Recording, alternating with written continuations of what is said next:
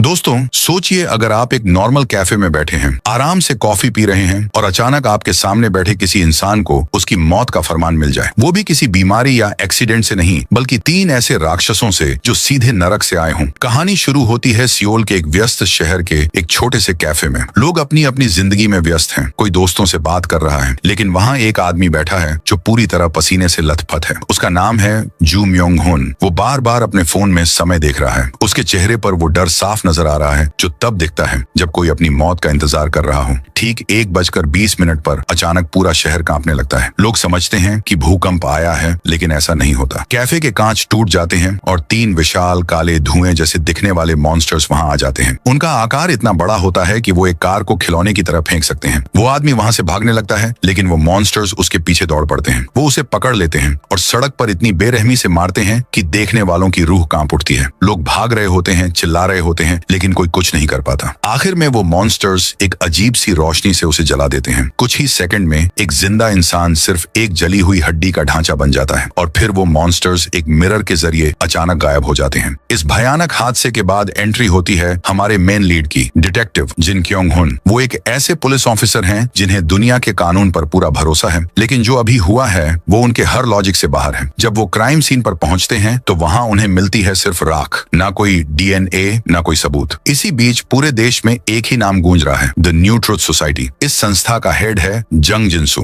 जंग जिनसू का कहना है कि ये मॉन्स्टर्स कोई एलियन नहीं है, बल्कि भगवान के भेजे हुए एग्जीक्यूटर्स हैं। उनका मानना है कि जिन लोगों ने पाप किया है उन्हें भगवान खुद सजा देने के लिए नरक ले जा रहे हैं। डिटेक्टिव जिन और जंग जिनसू की पहली मुलाकात काफी इंटेंस होती है। जंग जिनसू बड़े ही ठंडे दिमाग से कहता है, डिटेक्टिव, क्या आपको लगता है कि इंसानी कानून से न्याय मिल सकता है? इंसान गुनाह करता है और बच निकलता है, लेकिन अब भगवान ने खुद कानून अपने हाथ में ले लिया है। जिनको ये बातें बकवास लगती हैं, वो कहते हैं, क्या ईश्वर को ये नहीं मानना चाहिए कि इंसानों को अपने फैसले लेने की आजादी होनी चाहिए? इस पर जंग शांत होकर जवाब देता है, आपकी पत्नी का मर्डर किसने किया था और इस वक्त वो कातिल क्या कर रहा होगा? वो आगे कहता है, क्या आपको सच में लगता है कि इंसानों के बनाए कानून से इंसाफ हो सकता है? जिन कुछ पल के लिए चुप हो जाते हैं। तभी वहाँ कुछ इंटरव्यू लेने वाले लोग आते हैं। जंग अपना फोन निकाल कर कहता है, अगर कुछ पूछना हो तो मुझे फोन कर लेना, और ये कहकर वो वहाँ से चला जाता है। जिन अपने घर आता है। वो कंप्यूटर पर अपनी पत्नी का केस देखता है। उसे जंग की बातें याद आती हैं और जब उसकी पत्नी का मर्डर हुआ था वो सब याद आने लगता है। अब उसे भी जंग की बातें सही लगने लगती हैं। अब हम देखते हैं पार्क जंगजा को। वो एक सिंगल मदर है जो अपने 2 बच्चों के साथ रहती है। वो घर जा रही होती है। जैसे ही वो घर पहुंचती है उसके बच्चे उसे बर्थडे विश करते हैं, लेकिन तभी एक मॉन्स्टर का चेहरा सामने आता है। वो मॉन्स्टर उससे कहता है, पार्क जंगजा, तुम 5 दिन बाद दोपहर 3 बजे मरने वाली हो और तुम नरक जाओगी। कहानी में एक और खतरनाक ग्रुप है,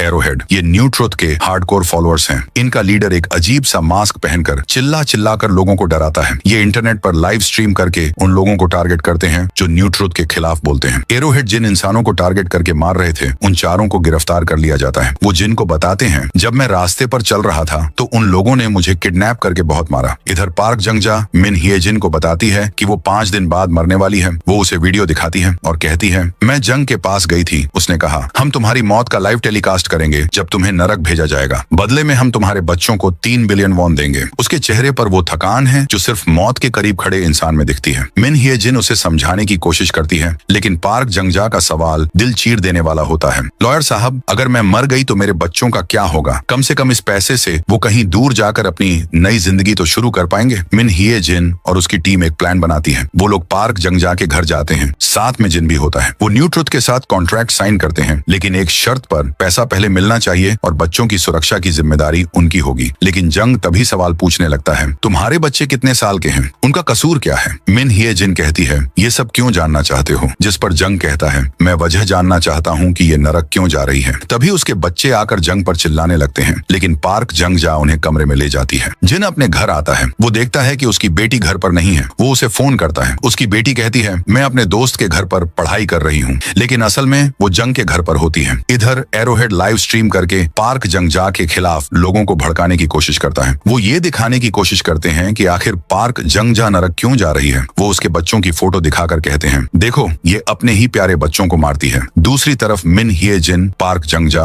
और उसके बच्चों को लेकर एयरपोर्ट जाती है। वहाँ वो दोनों बच्चों को कहीं दूर भेज देती है। मिन हिएजिन कहती है, वहाँ तुम्हें लेने हमारे लोग आएंगे और अपनी बहन का ख्याल रखना। दोनों बच्चे फ्लाइट में बैठ जाते हैं। उसकी बहन पूछती है, माँ कब आएगी? ये सुनकर वो रोने लगता है। इधर जिन भी एयरपोर्ट पहुंच जाता है। मिन हिएजिन कहती है, अब बच्चे सुरक्षित हैं। पार्क जंगजा एक एक पल के लिए खुश होती है, लेकिन फिर रोने लगती है क्योंकि वो अपने बच्चों को ठीक से अलविदा भी नहीं कह पाती। उधर जंग जिनकी बेटी को उसकी माँ के कातिल के पास ले जाता है, वो कहता है यही है जिसने तुम्हारी माँ को मारा था और अब इंसानों की बनाई सजा काट कर खुशी से जी रहा है। वो गुस्से में उसके पास जाती है और टेसर से उसे झटका दे देती है। फिर वो दोनों उसे एक सुनसान जगह पर ले जाते हैं, उसे बेहोश करके क्रेमेटोरियम में डाल देते हैं। उसे तड़पते हुए देखकर जिन की बेटी को सुकून मिलता है। अगले दिन उसकी बॉडी मिलती है जो पूरी तरह से जली हुई होती है। जब ये खबर न्यूज पर आती है तो जिन को पता चल जाता है कि ये वही इंसान था जिसने उसकी पत्नी को मारा था। इधर कुछ लोग घर के बाहर आकर पार्क जंग जा पापी है, पार्क जंग जा पापी है चिल्लाने लगते हैं। घर के अंदर न्यू ट्रुथ के लोग कैमरे फिट कर देते हैं। अब बस कुछ ही घंटे बचे होते हैं। पार्क जंगजा के घर को एक स्टूडियो में बदल दिया जाता है। लोग पार्क जंगजा के घर के बाहर भीड़ जमा करने लगते हैं। वीआईपी लोग मास्क पहनकर आते हैं और वीआईपी सीट्स सबसे आगे होती हैं। वहां पार्क जंगजा आती है, उसे एक कुर्सी पर बैठाया जाता है और सबको बाहर भेज दिया जाता है। पार्क जंगजा एक कुर्सी पर बैठी है, बिल्कुल अकेली। उसके पीछे वीआईपी लोग मास्क पहनकर बैठे होते हैं, जैसे वो किसी सर्कस का इंतजार कर रहे हों। पूरी दुनिया की नजरें टीवी स्क्रीन पर होती हैं। ठीक 3 बजे पूरा कमरा ठंडा पड़ जाता है। पार्क जंगजा की सांसें तेज हो जाती हैं। लोग अपनी पलकें तक नहीं झपका रहे होते और फिर धड़ाम, दीवार को चीरते हुए वही 3 विशाल मॉन्स्टर्स अंदर आते हैं। वो मॉन्स्टर्स पार्क जंगजा को पकड़ लेते हैं। वो जोर जोर से चिल्लाती है। जिन उसे बचाने की कोशिश करता है, लेकिन उनके सामने इंसान की ताकत बिल्कुल बेकार होती है। वो मॉन्स्टर्स पार्क जंगजा को इतनी बेरहमी से मारते हैं कि देखने वालों की रूह कांप उठती है और फिर वो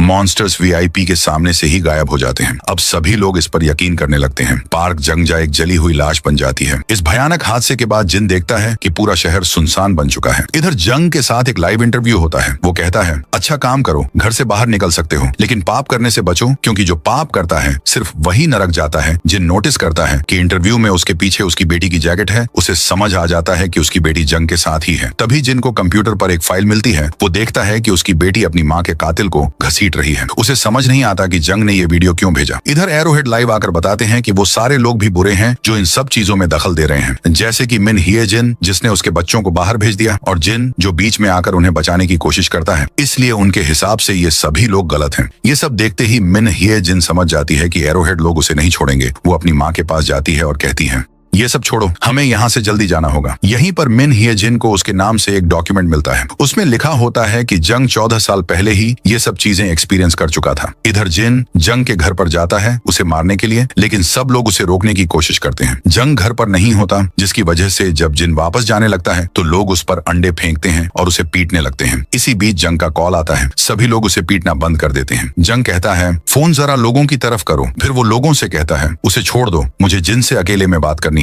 वो जिन से कहता है अगर अपनी बेटी को देखना चाहते हो तो मेरे बताए हुए लोकेशन पर आ जाना। इधर मिन हिए जिन जब वो डॉक्यूमेंट लेकर पुलिस स्टेशन पहुंचती है तो वो देखती है कि पूरा पुलिस स्टेशन खाली पड़ा है, क्योंकि एरोहेड के लोग उस जगह को बर्बाद करके जा चुके होते हैं। तभी उसे एक ऑफिसर का कॉल आता है। वो कहता है एरोहेड के लोगों ने मुझे बहुत बुरी तरह पीटा है, तुम इन सब चीजों के बीच में मत आओ। तभी एरोहेड के लोग वहां आ जाते हैं और मिन हिए जिन की माँ को बहुत मारते हैं। जब मिन हिए जिन अपनी माँ को बचाने जाती है तो उसे भी बुरी तरह पीटते हैं और वहां से चले जाते हैं। मिन हिए जिन अपनी माँ को अस्पताल लेकर जाती है। वहां वो देखती है कि सब लोग उसे अजीब तरह से देख रहे हैं। लोग उसे इसलिए देख रहे होते हैं क्योंकि उसके पीटे जाने का वीडियो वायरल हो चुका होता है। अब मिन हिए जिन अपने उस अंकल के पास जाती है जिसने उसे वो डॉक्यूमेंट भेजा था। वो कहता है मेरे पास वो सारे इंटरव्यू थे जिनमें जंग ने सारी सच्चाई बताई थी, लेकिन वो ये कहते हुए सब कुछ डिलीट कर देता है। मिन हिए जिन पूछती है तुमने ये सब डिलीट क्यों किया? वो कहता है जंग कुछ दिन पहले मेरे पास आया था, उसने मुझे एक ऑफर दिया। वो मुझे न्यू ट्रुथ का लीडर बना देगा अगर मैं उसके सारे डॉक्यूमेंट डिलीट कर दूं।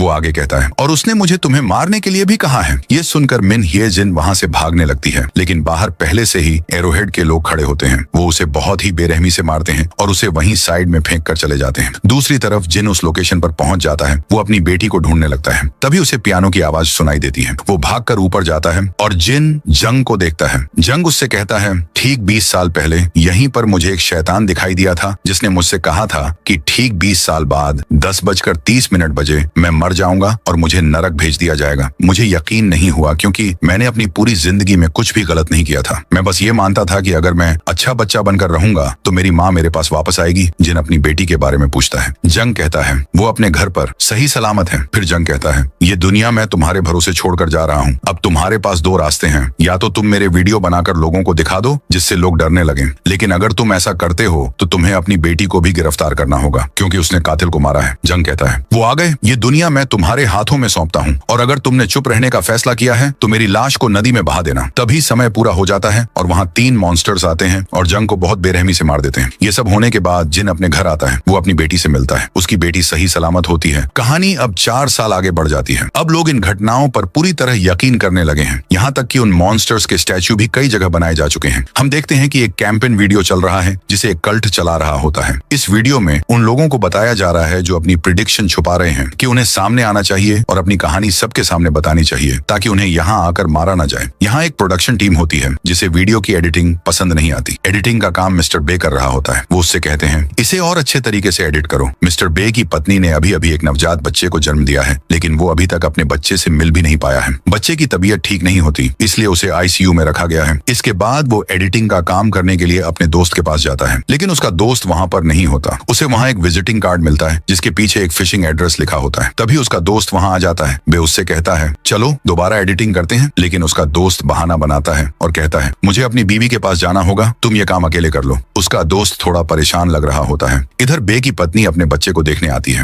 वो सोचती है कि एक वीडियो बनाकर बे को भेज देगी। वो कैमरा ऑन करती है और अपने बच्चे के पास जाने लगती है। तभी उसे एक मॉन्स्टर का चेहरा दिखाई देता है जो उसके बच्चे को देख रहा होता है। वो कहता है, 3 दिन बाद 9:30 बजे तुम्हारी मौत हो जाएगी और तुम्हारा नरक जाना तय है। यहाँ बे को उसके दोस्त की पत्नी का कॉल आता है। वो बताती है, कुछ दिन पहले मुझे लोन वालों का फोन आया था, वो लोग पैसे वापस मांग रहे हैं, लोन बहुत ज्यादा है। इस पर बे कहता है, ठीक है मैं उसे ढूंढता हूँ, आप टेंशन मत लीजिए। तभी उसे वो फिशिंग एड्रेस याद आता है और वो तुरंत वहाँ के लिए निकल जाता है। कुछ ही समय बाद वो उस लोकेशन पर पहुंच जाता है। वहाँ वो देखता है कि उसका दोस्त बैठकर रो रहा है। जैसे ही उसे पता चलता है कि बे वहाँ आ गया है, वो भागने लगता है, लेकिन बे उसे पकड़ लेता है और पूछता है, क्या हुआ? तभी वो बताता है, मेरा प्रेडिक्शन हो चुका है और मुझे जल्द ही नरक भेजा जाएगा। वो बे से भीख मांगता है, किसी को मत बताना कि मुझे नरक भेजा जाने वाला है, और कहता है, मैं नहीं चाहता कि एरोहेड या न्यू ट्रुथ के लोगों को पता चले कि मुझे नरक भेजा जाने वाला है, क्योंकि वो मेरे परिवार को अच्छे से जीने नहीं देंगे। वो कहता है, तुम यहाँ से जाओ, सोडो के लोग बाकी चीजें संभाल लेंगे। वो लोग इसे ऐसे दिखाएंगे जैसे मैं कहीं गायब हो गया हूँ। मरने से पहले वो सिर्फ एक ही बात कहता है, मेरी बीवी को इस बारे में मत बताना। तभी वहाँ वो मॉन्स्टर्स आ जाते हैं। वो उसे बहुत ही बेरहमी से मारते हैं और उसे पानी में ही जला देते हैं। कुछ देर बाद सोडो के लोग वहाँ पहुँचते हैं और उसकी बॉडी के साथ साथ सारे सबूत मिटा देते हैं। तभी एक ऑफिसर आता है और बे से कहता है, यहाँ जो कुछ भी हुआ उसे भूल जाओ। फिर वो लोग बे को बेहोश करके एक सुनसान जगह पर छोड़ देते हैं। जब उसकी आंख खुलती है तो वो सबसे पहले अस्पताल जाता है और अपनी पत्नी से मिलता है। उसकी पत्नी उसे एक वीडियो दिखाती है जिससे बे को पता चलता है कि उसके बच्चे को भी प्रेडिक्शन मिल चुका है। दूसरी तरफ न्यू ट्रुथ के लोग उसी जगह पर पहुंच जाते हैं जहां बे का दोस्त मरा था। वहां उन्हें सोडो फर्म का एक कार्ड मिलता है। तभी एक लड़की आकर अपने लीडर को बताती है कि उन्हें एक और सिनर मिल गया है। वो लोग उस सिनर के पास जाते हैं ताकि उसकी भी वीडियो बना सकें। वो सिनर उन्हें बताता है, मैं भी सोडो वालों के साथ काम कर रहा था, क्योंकि मैं चाहता था कि मेरी मौत के बाद वो सारे सबूत मिटा दें। इसके बाद न्यू ट्रुथ के लोग एक मीटिंग बुलाते हैं ताकि इस बात पर चर्चा की जा सके। इस मीटिंग में कल्ट के लीडर को पता चलता है कि सोडो फर्म की लीडर मिन हिएजिन है, वही मिन जिसे वो लोग मरा हुआ समझ रहे थे, लेकिन वो मरी नहीं थी, वो जिंदा है। ये जानकर लीडर को लगता है कि मिन हिएजिन मॉन्स्टर्स की बेइज्जती कर रही है, इसलिए सोडो फर्म के हर सदस्य को पकड़ना होगा। दूसरी तरफ बे बहुत परेशान होता है। उसे अपने दोस्त की सोडो फर्म वाली बात याद आती है। वो सोडो फर्म का एड्रेस निकालता है और वहां पहुंच जाता है। वो उस इंसान को ढूंढने की कोशिश करता है जिसने उसे उस क्राइम सीन के बारे में सब भूलने को कहा था। वो एक गेट के सामने खड़ा होता है। तभी अचानक गेट खुलता है और उसे अंदर खींच लिया जाता है। अंदर वही इंसान उससे कहता है, मैंने तुम्हें सब कुछ भूल जाने को कहा था। वो इंसान बे को समझाता है। न्यू ट्रुथ का दावा है कि सिर्फ पापी लोगों को ही नरक भेजा जाता है, लेकिन ये झूठ है। ये कोई सुपरनैचुरल पावर है। जंग ने इस अजीब चीज को ईश्वर का नाम देकर उसे एक मतलब दे दिया। वो आगे कहता है, हम ये सब इसलिए कर रहे हैं ताकि न्यू ट्रुथ को वो ना मिले जो वो चाहते हैं और ये बदनसीब लोग पापी कहलाने से बच जाएं। तभी बे उन्हें अपने बच्चे वाली वीडियो दिखाता है। उसे उनकी मदद चाहिए होती है। वो लोग बे को एक सुनसान जगह पर लेकर जाते हैं। वहाँ हम मिन हिएजिन को देखते हैं। मिन बे से पूछती है, क्या तुम्हें पता है जंग कहाँ है? बे कहता है, मैंने सुना है वो दुनिया घूम रहा है। तब मिन उसे बताती है, जंग 4 साल पहले ही मर चुका है और उसे 20 साल पहले ही प्रेडिक्शन मिल चुका था। लोगों को लगता है कि ये सब सिर्फ बुरे लोगों के साथ होता है, तो इसे गलत साबित करने के लिए हमें तुम्हारे बच्चे का लाइव एग्जीक्यूशन दिखाना होगा ताकि सबको सच पता चल सके।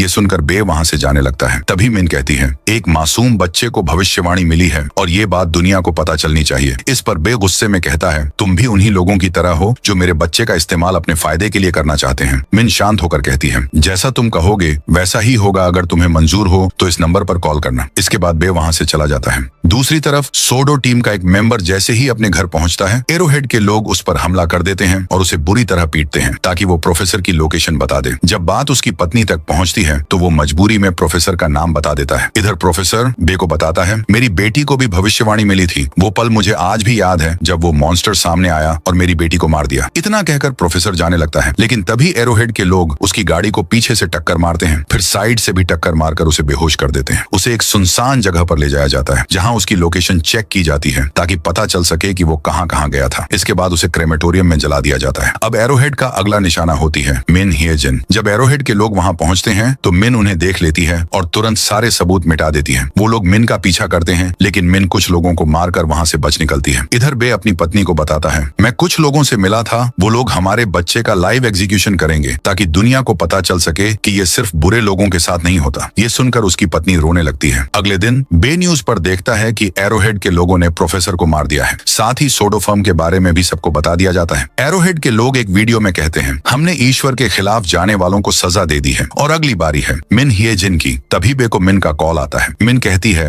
एरोहेड के लोग हर जगह हैं जैसे जासूस। तुम्हें अभी अपनी पत्नी के साथ रहना चाहिए। अगर उन्हें पता चल गया कि तुम्हारे बच्चे को भविष्यवाणी मिली है तो तुम्हारी पत्नी और बच्चा खतरे में पड़ सकते हैं। इधर बे की पत्नी अपने बच्चे को लेकर न्यू ट्रुथ के पास पहुंच जाती है। बे उसे कॉल करता है, लेकिन वो कॉल नहीं उठाती। फिर बे उसे मैसेज करता है। तब उसकी पत्नी जवाब देती है, मैं न्यू ट्रुथ के पास आई हूँ ये जानने के लिए कि हमारे बच्चे के साथ ऐसा क्यों हो रहा है। ये सुनते ही बे तुरंत वहाँ के लिए निकल जाता है। वहाँ उसकी पत्नी उसे एक पेन ड्राइव देती है। बे उस वीडियो को देखता है। उसकी पत्नी पूछती है, क्या भविष्यवाणी में कभी गलती हो सकती है? इस पर वो कहता है, मुझे अपनी टीम से बात करनी होगी। वो लीडर के पास जाता है और वीडियो दिखाता है। टीम जब वीडियो देखती है तो लीडर कहता है, अगर ये वीडियो वायरल हो गई तो लोगों का हम पर से भरोसा उठ जाएगा, क्योंकि एक मासूम बच्चे के साथ ऐसा कैसे हो सकता है। तभी वो लोग आकर बच्चे को उससे छीन लेते हैं। न्यू ट्रुथ की बिल्डिंग में बहुत सारे रिपोर्टर भी पहुंच जाते हैं। तभी वहाँ एक आदमी आता है और कहता है, 10 मिनट में मेरी भविष्यवाणी पूरी होने वाली है। इससे वहाँ पर अफरा तफरी मच जाती है। इसी मौके का फायदा उठाकर बे और मिन अंदर घुस जाते हैं। वो बे की पत्नी और बच्चे को बचाने की कोशिश करते हैं। वहाँ एक जबरदस्त लड़ाई होती है और आखिरकार बे और मिन दोनों को बचाकर वहाँ से निकल जाते हैं। मिन उन्हें एक घर पर लेकर आती है। वहाँ एक इंसान होता है जिसे 3 साल पहले ही भविष्यवाणी मिल चुकी थी। मिन बे से कहती है, अब फैसला लेना होगा। अगर हम ये वीडियो लोगों को दिखा देते हैं तो लोगों का न्यू ट्रुथ से भरोसा उठकर हम पर आ जाएगा, लेकिन इसके लिए हमें ये वीडियो वायरल करना होगा। जिस इंसान के घर ये लोग आए होते हैं वो पहले न्यू ट्रुथ के लिए लाइव वीडियो किया करता था, लेकिन भविष्यवाणी मिलने के बाद उसने ये काम छोड़ दिया। वो कहता है, अगर ये वीडियो मेरे चैनल पर अपलोड होगा तो बहुत लोग इसे देखेंगे। फिर वो मिन का लाइव वीडियो करता है जिसमें मिन उस बच्चे के बारे में बताती है और कहती है, हम इस बच्चे का एग्जीक्यूशन लाइव दिखाएंगे। अगली सुबह वो इंसान बाहर जाता है और न्यू ट्रुथ वालों को कॉल करके बता देता है, बच्चा और मिन मेरे घर पर ही हैं, और कहता है, मैं ईश्वर पर तुम लोगों से ज्यादा भरोसा करता हूँ। वो आगे कहता है, मुझे भी भविष्यवाणी मिल चुकी है और मैं आज ही नरक जाऊंगा बच्चे के 5 मिनट बाद। तभी न्यू ट्रुथ की टीम उसे चालाकी से बहका देती है। बच्चे के मरने के बाद सारे सबूत मिटा देना ताकि लोगों को सच पता न चले और हमारा भरोसा बना रहे। ये बात सुनते ही वो इंसान कहता है, ठीक है, मैं ऐसा ही करूंगा। इसके बाद वो फोन फेंक देता है और वहां से चला जाता है। दूसरी तरफ न्यू ट्रुथ के लोग उसकी आखिरी कॉल से उसकी लोकेशन ट्रेस करने लगते हैं। इधर वही इंसान अपने से कहता है, अब समय होने ही वाला है। वो बताता है, तुम्हारे बच्चे के 5 मिनट बाद मेरी भी मौत हो जाएगी, और आगे कहता है, सबसे पहले मैं तुम्हें मारूंगा, फिर मिन और तुम्हारी पत्नी को मार दूंगा, और तुम्हारे बच्चे के डेमोन्स्ट्रेशन के 5 मिनट बाद मैं भी अपना काम पूरा कर लूंगा। फिर मेरा डेमोन्स्ट्रेशन होगा जिससे लोगों को ये पता ही नहीं चलेगा कि बच्चे का डेमोन्स्ट्रेशन पहले हो चुका था। बे चालाकी से टेसर गन से उसे बेहोश करने की कोशिश करता है, लेकिन वो बच जाता है। बे भागते हुए मिन के पास जाने की कोशिश करता है, लेकिन वो इंसान पीछे से आकर उसे सीढ़ियों से नीचे गिरा देता है। इसके बाद वो मिन और बे की पत्नी को मारने की कोशिश करता है। मिन उससे लड़ने लगती है। तभी बे की पत्नी सब लोगों के बीच आकर कहती है, ये मेरा बच्चा है और इसका डेमोन्स्ट्रेशन होने वाला है। कुछ लोग वहाँ लाइव स्ट्रीम शुरू कर देते हैं जिससे न्यू ट्रुथ वालों को भी पता चल जाता है और वो तुरंत वहाँ के लिए निकल पड़ते हैं। मिन उस आदमी को मारकर बाहर आती है। तभी वहाँ 3 खतरनाक मॉन्स्टर्स आ जाते हैं। वो मॉन्स्टर्स बच्चे को मारने ही वाले होते हैं, लेकिन उसकी माँ उसे बचाने के लिए आगे आ जाती है। उसी समय बे को भी होश आ जाता है और वो भी अपने बच्चे को बचाने की कोशिश करता है। मिन भी उनके साथ मिलकर बच्चे को बचाने की पूरी कोशिश करती है। आखिर में बे और उसकी पत्नी आदमी अपने बच्चे को बीच में रखकर खुद को पाइप से बांध लेते हैं। वो मॉन्स्टर्स आते हैं और दोनों को जलाकर चले जाते हैं। मिन को लगता है कि सब कुछ खत्म हो गया, तभी अचानक बच्चे के रोने की आवाज आती है। वो आदमी बच्चे के पास आता है और उसे मारने की कोशिश करता है, लेकिन मिन उसे बचा लेती है। वो आदमी गुस्से में मिन को एक पॉट से मारता है और बच्चे को मारने ही वाला होता है। तभी एक मॉन्स्टर जमीन से निकलता है और उसे मारकर जला देता है। इसके बाद मिन बच्चे को लेकर जाने लगती है, लेकिन तभी न्यू ट्रुथ के लोग वहां पहुंच जाते हैं और उसे पकड़ने की कोशिश करते हैं। तभी वहां मौजूद लोग मिन के चारों तरफ घेरा बना लेते हैं। एक अंकल गुस्से में कहते हैं, तुम सब घटिया लोग हो। ये सुनकर न्यू ट्रुथ के लोग गुस्से में आकर उस अंकल को बुरी तरह मारते हैं। तभी एक पुलिस वाला ये सब देखता है और उन्हें गिरफ्तार कर लेता है। मिन बच्चे को लेकर एक टैक्सी में बैठती है और वहां से दूर चली जाती है। और फिर दूसरी तरफ एक चौंकाने वाली घटना होती है। पार्क जंगजा जिंदा हो जाती है। लेकिन ये कैसे हुआ, ये हमें अगले सीजन में पता चलेगा।